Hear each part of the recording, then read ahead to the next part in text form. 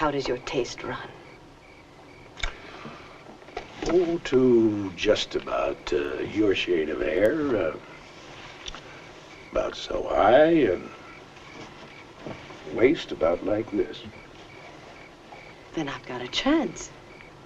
Supposing your taste runs to the right kind of man. Well, I've had ample time to think about men. I'd say one about so high, shoulders about like this.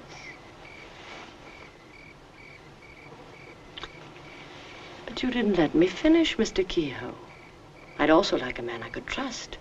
You see, I expect to be a rich woman very soon now. Well, maybe we could hasten that day, Miss Sabina. Maybe we could. Except